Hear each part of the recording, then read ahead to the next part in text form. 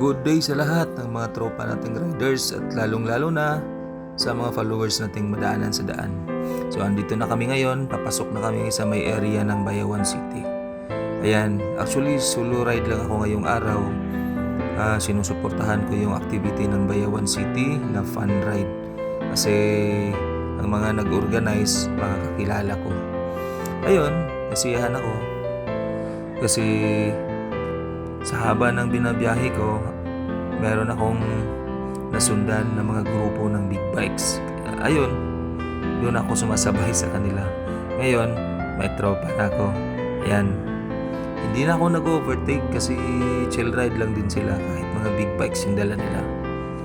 Ano lang ako, sa palikod-likod lang. Ayan, kung makikita nyo, cool masyado yung takbo namin. Samahan nyo kami mga tol.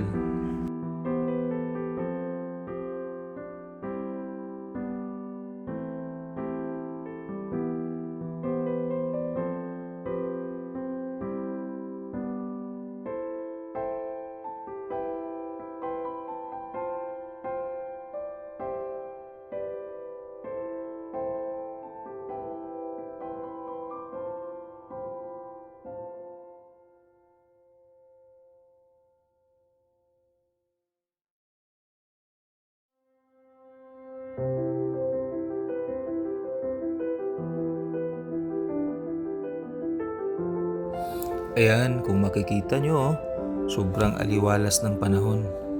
Sinuportahan tayo ni bro sa taas.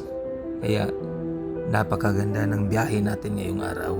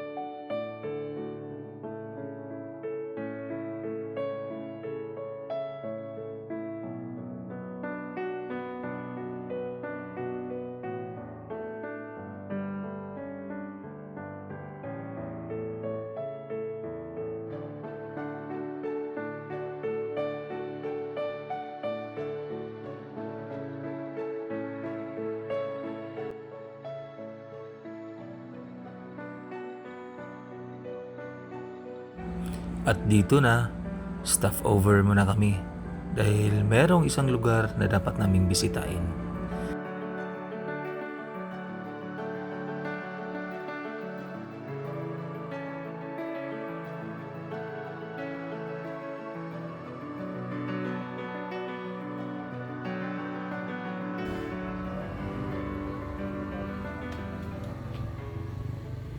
Yan no, yung mga tropa natin, mga big bikes na kasama natin.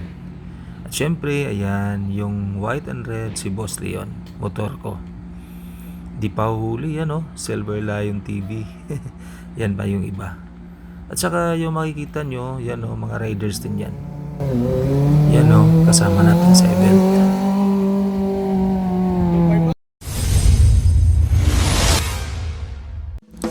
Alright, tuloy na naman tayo papunta sa finish line sa may Hayahay Square ng Bayawan City.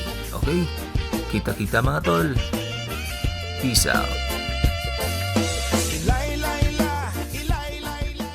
Okay mga tol, para po sa mga tropa nating riders, travelers, kung sakaling mapadpad kayo sa Dipolog City at gusto nyong magstay overnight, meron akong i-recommend sa inyo.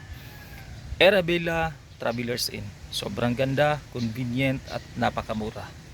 Erabella Travelers Inn. So matatagpuan po siya sa 071-A Amatong Street, Mipotac, Dipolog City. Ang kagandahan po kasi walking distance away lang po siya sa ating sikat na Dipolog City Boulevard. Okay mga tol, Erabella Travelers Inn. Ayos.